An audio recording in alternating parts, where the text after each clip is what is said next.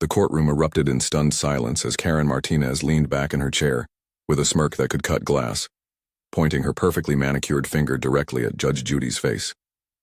"Listen here, lady. You work for me. I'm a taxpayer, which means I'm your boss, and you will show me the respect I deserve." The words hung in the air like a bomb about to explode. This wasn't just any entitled customer having a meltdown. This was a woman who truly believed she owned America's most feared television judge. But what Karen didn't know was that hidden in Judge Judy's case files was something that would destroy her completely. Something so devastating that when it came out, Karen would beg to disappear from that courtroom forever. Before we dive into this incredible case, tell me in the comments where you're watching from. I love seeing where my viewers are around the world. And don't forget to hit that subscribe button so you never miss more unbelievable cases like this one. Now sit back, relax, and enjoy the video. Judge Judy's eyes narrowed to slits, and for the first time in 25 years of television, viewers saw something they'd never seen before. Pure, unfiltered rage mixed with what looked almost like anticipation. As if she'd been waiting her entire career for someone exactly like Karen to walk into her courtroom. The 81-year-old legal legend slowly removed her glasses, set them down with deliberate precision, and when she looked back up, her voice dropped to a whisper that somehow felt more terrifying than any scream. "Oh, sweetheart, you have no idea what you just walked into." What happened next would become the most watched courtroom moment in television history. Because Judge Judy didn't just have a response prepared. She had a secret weapon that would expose Karen's lies, destroy her credibility, and reveal a truth so shocking that it would leave the entire courtroom gasping. This wasn't just another case about a damaged rental car. This was about to become the ultimate reality check that would prove once and for all what happens when unstoppable entitlement meets immovable authority. And the hidden bombshell Judge Judy was about to drop, it would change everything you think you know about this case. Before we dive into this absolutely legendary takedown, make sure to hit that like button and subscribe, so you never miss these incredible moments when entitled people get exactly what they deserve. Trust me, what Judge Judy reveals about Karen will blow your mind, and you definitely don't want to miss the moment this case takes a turn that nobody saw coming.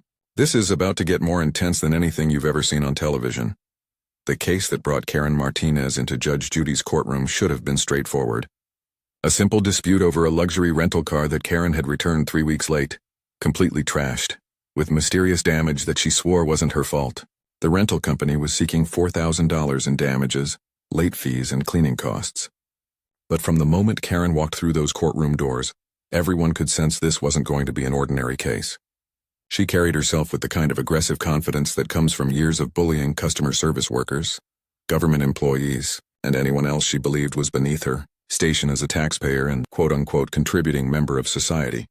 What made this confrontation absolutely explosive was the perfect storm of personalities that had just collided.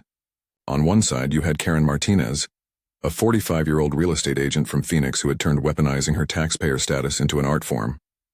She was the type of person who showed up to city council meetings with printed copies of her tax returns, who screamed at postal workers about their salaries, and who genuinely believed that anyone working in any government capacity was essentially her personal employee. Karen had built her entire identity around the twisted logic that because she paid taxes, she owned a piece of everyone who worked for the government.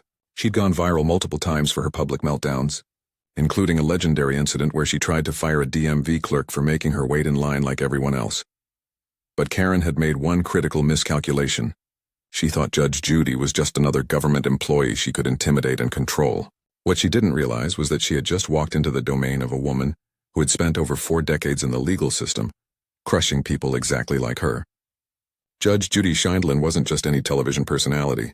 She was a former family court judge who had presided over more than 20,000 cases in the Bronx, dealing with the worst of human behavior every single day. She had seen every con, every excuse, every manipulation tactic, and every entitled attitude that people could throw at her. The cultural significance of this moment couldn't be overstated. This was the ultimate clash between two of America's most recognizable archetypes. Karen represented everything that had gone wrong with customer service culture and entitled behavior. The woman who demanded to speak to managers, who used social media to shame minimum wage workers, who treated every interaction as an opportunity to assert her imagined authority over others. Judge Judy represented the complete opposite. She was the voice of common sense, the adult in the room, the person who refused to tolerate nonsense regardless of who was dishing it out. The timing made this confrontation even more perfect. This was happening during the peak of the Karen phenomenon, when videos of entitled behavior were dominating social media, and people were desperate for someone to finally put these bullies in their place. Judge Judy had unknowingly become America's unofficial Karen destroyer, and millions of viewers were about to witness the ultimate showdown between entitlement and accountability. What Karen didn't know was that Judge Judy had been preparing for someone like her for decades. Every entitled parent who thought their tax dollars gave them the right to abuse teachers, every aggressive customer who believed their receipt made them royalty, every person who had ever used the phrase "I pay your salary" as a weapon, had unknowingly trained Judge Judy for this exact moment.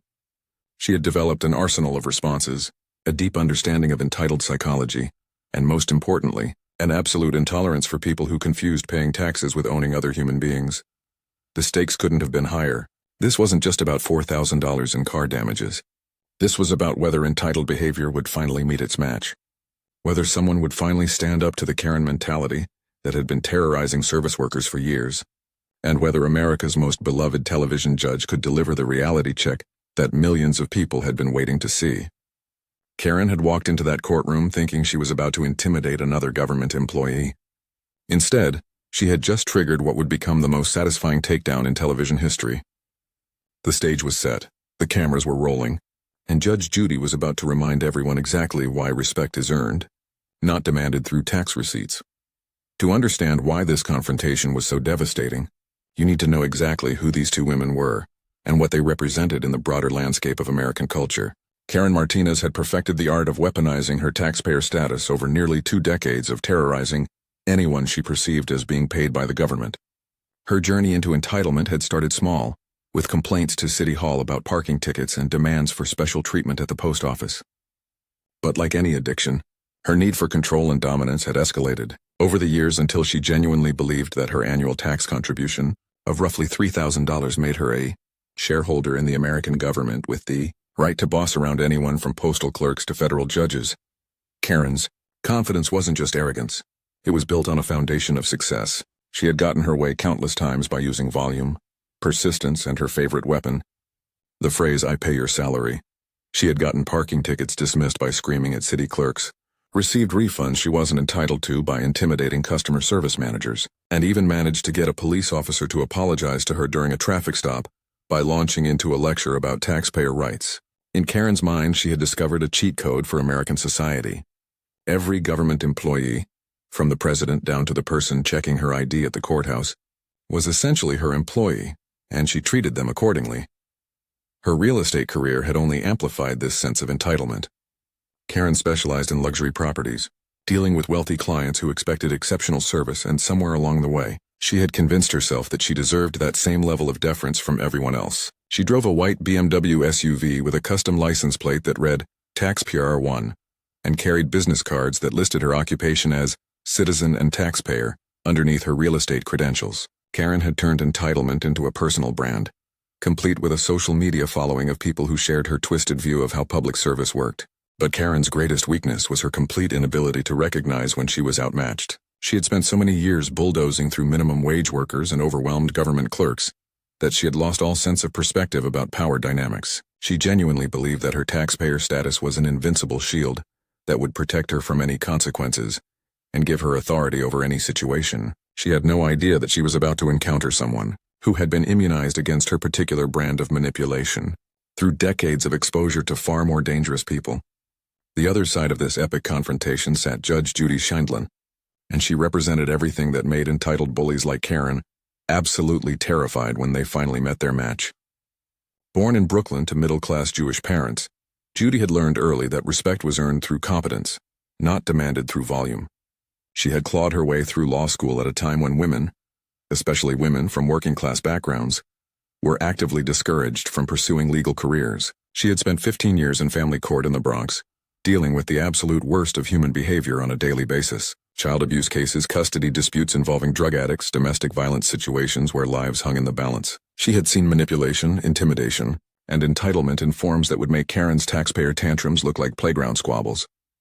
Judge Judy's television career had been built on a simple premise that resonated with millions of Americans: common sense, personal responsibility, and an absolute refusal to tolerate nonsense from anyone, regardless of their background, excuses, or sense of entitlement. She had developed an almost supernatural ability to see through lies, manipulation, and attempts to shift responsibility. More importantly, She had learned that the best way to deal with bullies was to hit back twice as hard and never show weakness. Her courtroom wasn't just a place where legal disputes were resolved. It was a place where accountability went to make its final stand against excuses and entitlement. What made Judge Judy particularly dangerous to someone like Karen was her combination of legal expertise, life experience, and complete financial independence. She couldn't be intimidated, couldn't be fired, and couldn't be controlled by anyone's threats or tantrums. She had already proven herself in the most challenging legal environment imaginable, had built a media empire worth hundreds of millions of dollars, and had absolutely nothing to prove to anyone. Karen was about to learn that her taxpayer threats meant nothing to someone who had faced down genuinely dangerous criminals and emerged victorious every single time. The hearing started deceptively normal, with the plaintiff's attorney presenting evidence of the damaged rental car. Photos showed a luxury sedan with mysterious scratches along the passenger side, a dashboard that looked like someone had spilled an entire fast food meal across it, and seats that appeared to have been treated more like storage bins than places to sit. But instead of addressing the evidence or offering any defense, Karen had clearly come into the courtroom with a completely different agenda. She spent the first 10 minutes of testimony rolling her eyes, sighing dramatically, and making notes on a legal pad that she held up conspicuously, as if she was grading Judge Judy's performance. When it came time for Karen to present her defense, she stood up with the kind of theatrical confidence that immediately put everyone on edge. Your Honor, before we discuss this ridiculous case, I think we need to establish some ground rules about how this proceeding is going to work. Judge Judy's eyebrows shot up slightly, a warning sign that everyone in the courtroom should have recognized immediately. But Karen was too intoxicated by her own sense of authority to notice the danger signals.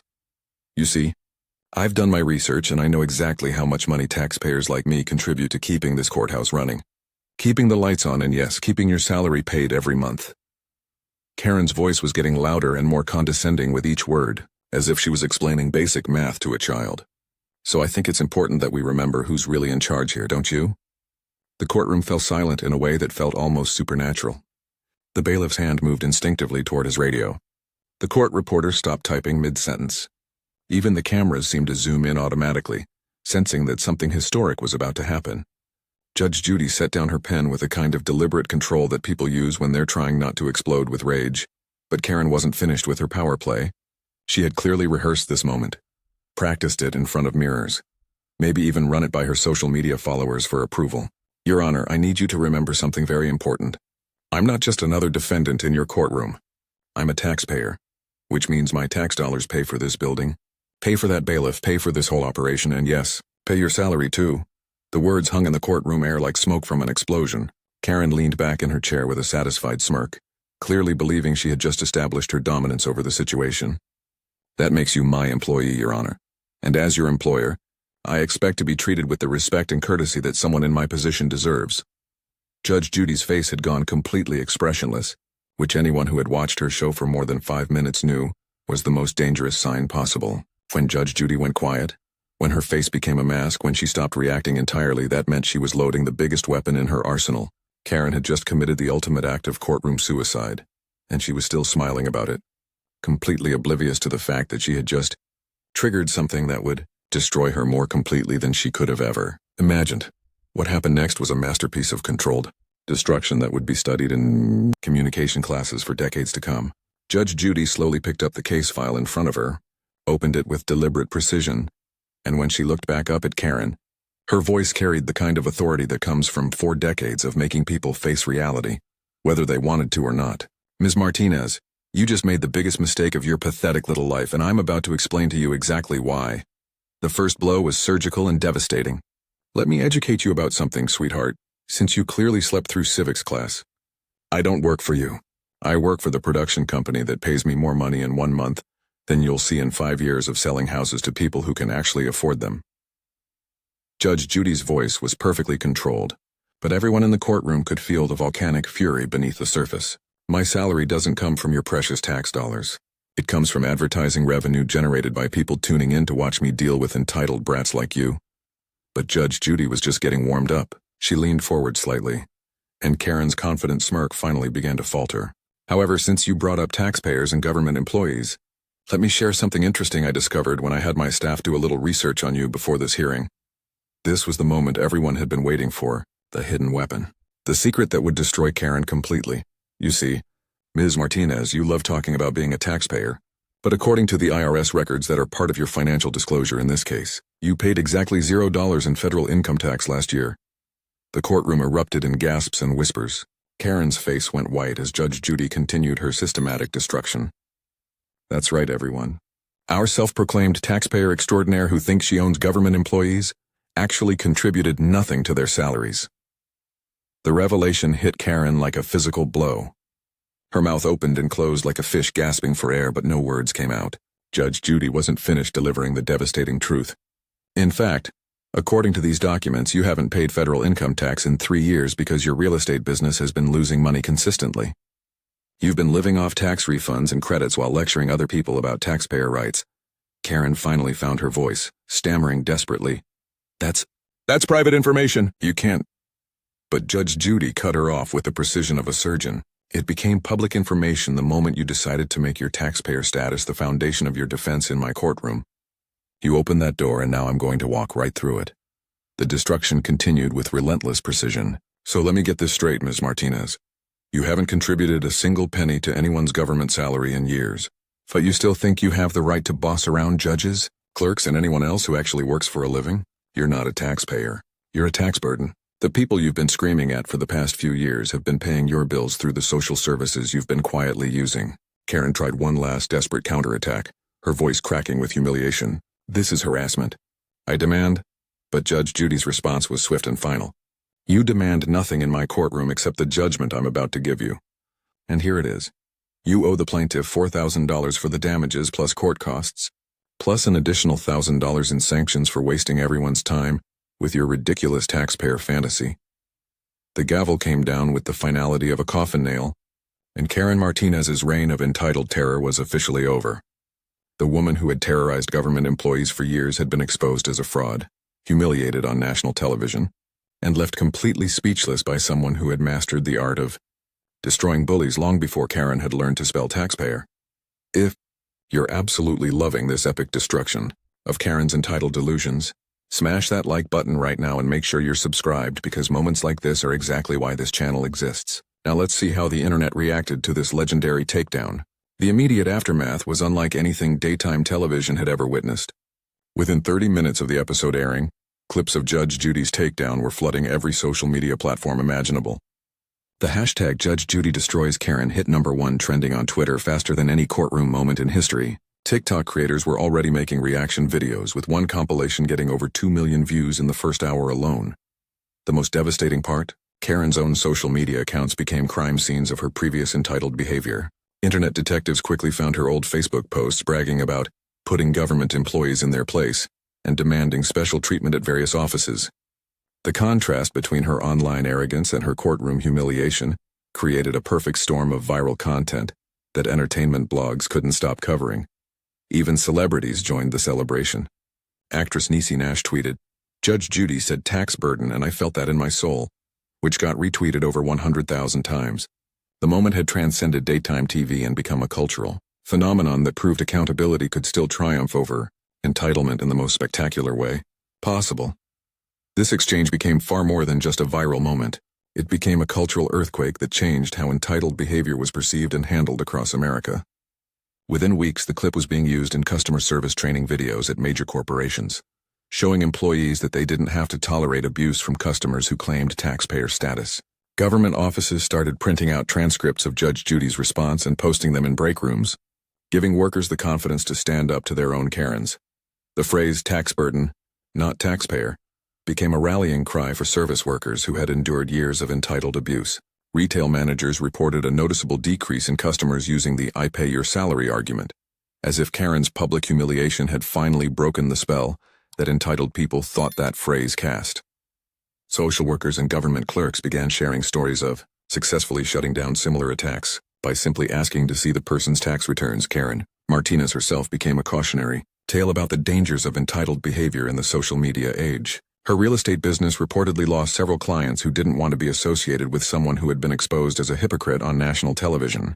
She attempted to rebuild her reputation through a series of apologetic social media posts, but the internet had already moved on to celebrating her downfall rather than accepting her excuses. Judge Judy's takedown proved something that millions of Americans had been waiting to see. That preparation, Facts and real authority could still triumph over volume and entitlement. It showed that bullies who built their power on intimidating service workers would crumble the moment they faced someone who couldn't be fired, couldn't be intimidated, and had access to the truth. If you absolutely loved watching Judge Judy demolish Karen's entire worldview with facts and receipts, make sure you're subscribed and hit that notification bell so you never miss these incredible moments when justice is served. What did you think of Judge Judy's secret weapon reveal? Drop your thoughts in the comments below, and don't forget to share this with anyone who needs to see how real authority handles fake entitlement. This story proves that respect is earned through competence, not demanded through imaginary power. When you try to intimidate someone who's been destroying bullies since before you were born, you better make sure your facts are straight, because if they're not, you might just get the education of a lifetime on live television, and the whole world will be watching you learn it.